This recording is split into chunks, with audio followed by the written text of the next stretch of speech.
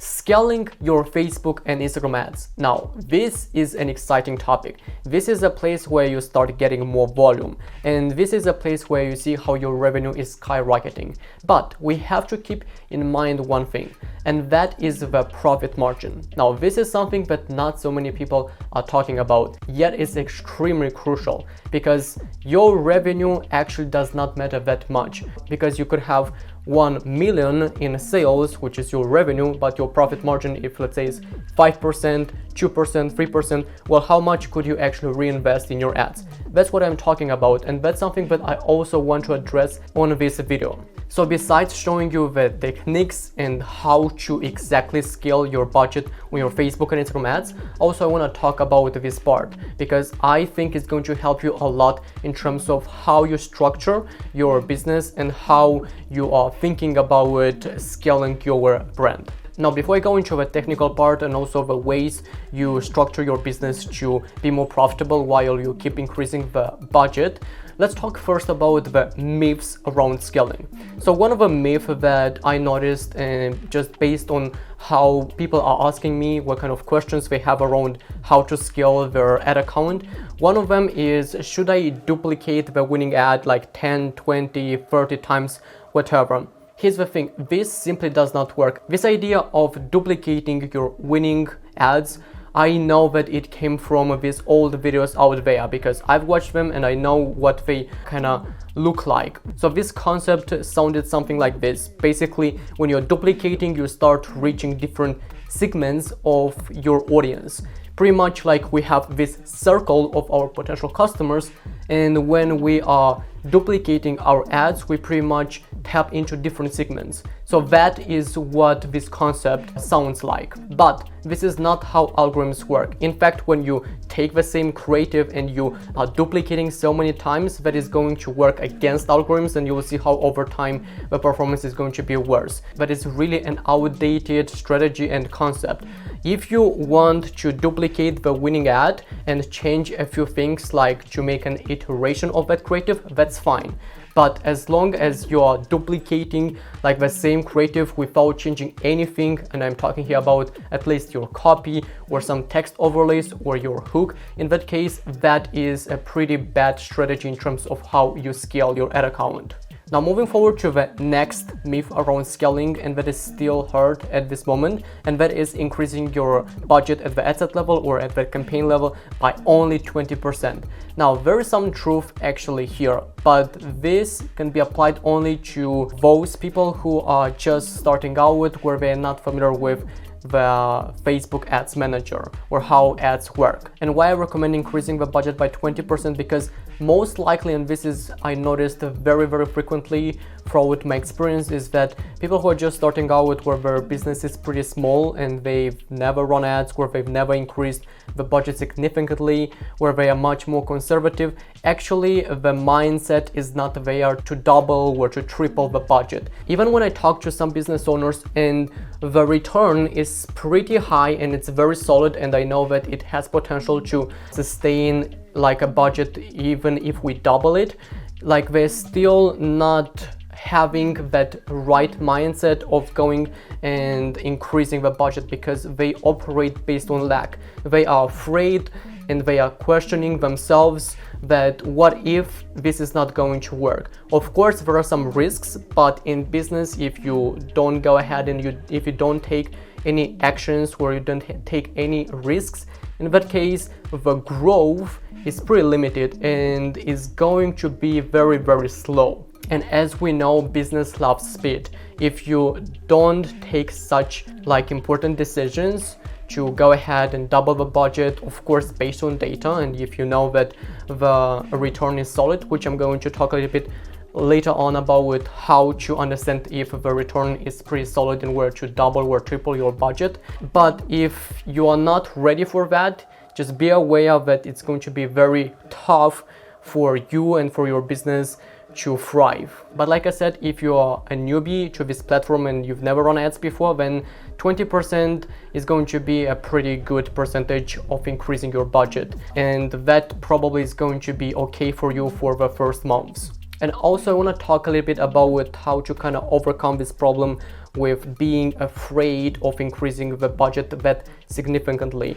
I noticed because back then when I just started, I also was kind of afraid to increase that budget, but because I worked with clients that they were ready and they were much more aggressive, they kind of pushed me and I did that. And then eventually we start getting better results, and I noticed that actually it's okay to do that. But in your case, if you're doing that by yourself, if you're an e-commerce owner, actually I would recommend talking to other business owners who are to other, let's say, ad experts who already did that, and those emotions from them, they will be kind of projected to you, and you'll feel much more confident to go ahead and do that, of course, when you have proven data.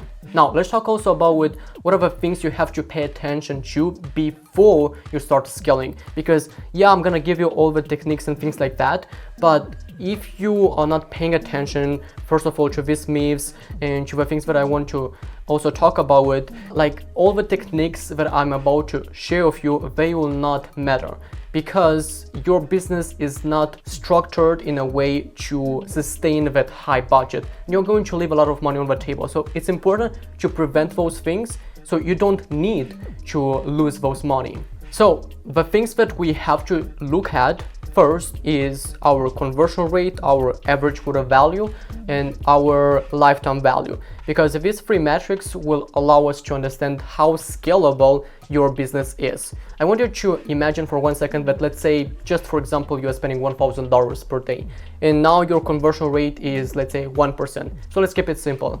I can guarantee you that the moment when you double that budget to 2,000, the conversion rate is not going to be the same, because the way the algorithms work is that when you are spending a little bit less money, first, they're going to target people who are most likely to convert. This is how they work. They are going after low-hanging fruits. Afterwards, the more budget you put into your ad account, the colder people you're going to target. That is simply how it works, because you still have this kind of limit outside or out there on the marketplace in terms of how many people are going to convert right now and at this moment from the first touch point. That is simply how it works. This is something normal. So you have to be aware of that. So pretty much what this means, the colder people you're going to target, the less likely they're going to convert from the first impression. And if they're going to convert, let's say after the third time they went to your website or after the fifth time, well, that is definitely going to decrease your conversion rate and is going to increase your cost to acquire that customer. That's why it's important before you scale to have very solid numbers. So if you're spending right now $500 or $1,000 per day and you want to double that budget, well, you have to look at your conversion rate and make sure that it's a solid 2%. If it's less than that, then in that case, you will see how your cost is going to be pretty high and your profit margin is not going to be that healthy. And pretty much every single business is related very, very closely to your profit, because profit is going to give you much more opportunities to go ahead and reinvest in your ads. Now, the next thing is your average order value. You want to increase this number as much as possible. How much? Well, the sky is limit here, because you don't want to limit this number. And when I'm saying average order value, I do not mean that only like by upselling your products, like trying to be as salesy as possible. That is not how you increase that average order value. A better way to increase the average order value is, I think, by increasing a little bit of your prices. And now I know a lot of people will say, oh, but I cannot increase my prices because my competition is charging less or is charging the same. What you have to work on is to add more perceived value to your product so you could increase those prices of your products. In fact, I have a client where we increased the prices of all products by, I think, 20%, and like the conversion rate was the same, so the average order value increased significantly, and our return on spend also increased at the same time, because now people are spending much more money on the website, and that help us to have much more room to scale that ad account. So that's something that you have to keep in mind. And the third number is your lifetime value of your customer. Pretty much this means how much on a lifetime one of your customer is spending on your website. You have to increase this number as much as possible. Now again, by how much? And I will say the same thing, the sky is limit. You want to make this as much as possible. Now the way to increase the customer lifetime value, I think the best way is to have products that they are much more expensive. So you want to lead with a product that is less expensive. Let's say a product that costs $100 or $150, or let's say you're selling something more low ticket, $50, $30. But then eventually, once you got that customer, you want over time to add more value via email campaigns, right? And then eventually start selling them something much more expensive. And now probably you have a question like this, that I don't have a much more expensive product on my website. What should I do in that case? And my answer is, well, you go ahead and you find a product that fits with your industry and that is expensive. This is how you could scale your business. There's no way around. And if you look at your competitors, like I'm talking about with those ones that are much bigger, you will definitely see how they have much more expensive products. Either they are selling that in the first place or they are selling in the back end, that doesn't matter, but they have much more expensive products also on their website. You have to have this variation. That is going to give you a much higher average order value and also higher lifetime value. So again, that is giving you much more room and more possibilities to go ahead and reinvest in your ads and spend more to acquire that customer. And I observed based on data that in terms of percentage that you want to strive for your returning customer rate is between 15 to 30%. If it's less than 50%, you gotta work on creating a better customer experience, working on your email campaigns to increase that number. Now, once you know these numbers, and again, no one is talking about this, but it's extremely crucial. If you don't have these healthy numbers in place, you will see how over time it's going to be a struggle for your business and for you to scale your brand further. Now let's talk about how to scale your business. Probably you've been waiting this for quite some time, and now let's talk exactly about the techniques and how you do that. And you will be blown away about how I do that. It's extremely simple. You don't want to complicate this thing at all. So what I have is pretty much one single campaign, which is CBO, and I have one single ad set in it. So this is an ad set where I have a broad audience. Sometimes I have also interest, but that's very rare. Usually it's a broad audience, meaning is that we don't have any interest or any lookalikes included there, just simply the location, age, and gender. And in that ad set, I launch only the creatives that I've already tested them and they've worked pretty well. Now, how do I know if they worked well? When I test that creative and I see that the return is 3x, 2.5x, depending on your break even, and it got volume, like I'm talking about 3, 5, 6 purchases and above, in that case, that is a pretty good signal. You could take it and put it in the scaling. And the way you do that, it's very simple. You literally copy that by clicking on Control plus C or Command plus C if you are on a Mac, and then you are simply pasting that ad on your scaling campaign. That's it. Now you don't need to worry about the learning phase. Yes, it's gonna go in the learning phase, but it's going to get out pretty quickly. And if not, this is not something that you have to be very afraid of. Because I noticed a lot of ads that even they don't get out of a learning phase, they still generate pretty good results. It all boils down to the creative, not these kind of magic things or technical issues like it is learning limited, things like that, it's affecting my results. It doesn't work like that. And that's why you have to be aware that the more you are going to scale, the more you're going to increase that budget, the more creatives you'll have to launch, because these creatives that you're running in the scaling campaign, they'll eventually start dying and you'll have to launch more ad creatives. And it's important that you are launching new ad creatives in the testing campaign, so then you can find out that they are working well and take them and put them in the scaling campaign. So this is something that you are doing on an ongoing basis. And listen to me, never launch straightforward the new creatives in the scaling campaign where you are putting a much higher budget, because you don't know, no one knows if it's going to work. Even if you are hiring the best marketers out there, he or she cannot tell if that creative is going to work. The maximum things they can do is to tell you like what are the best practices, what is a compelling ad should look like, but is it going to convert or not? This is only the marketplace will tell you. And now in terms of a budget, first, when you're just launching the campaign, you will put at least like 2x of your average order value. If your AOV is, let's say, $100, you'll put the budget at $200, and then you'll let it run for full 7 days. Now let's talk about the scaling rules.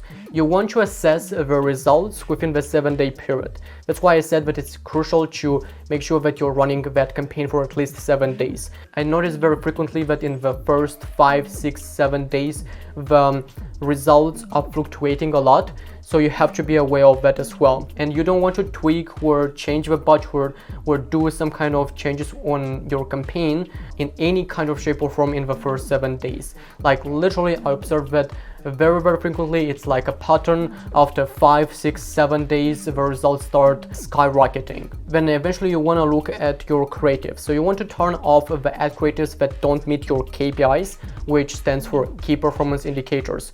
Let's say that your cost per acquisition is maximum $60 and your break-even return on spend is 1.6x. You want to look at these two metrics, your cost per purchase and your return on spend. If this doesn't meet your key performance indicators, you turn that creative off.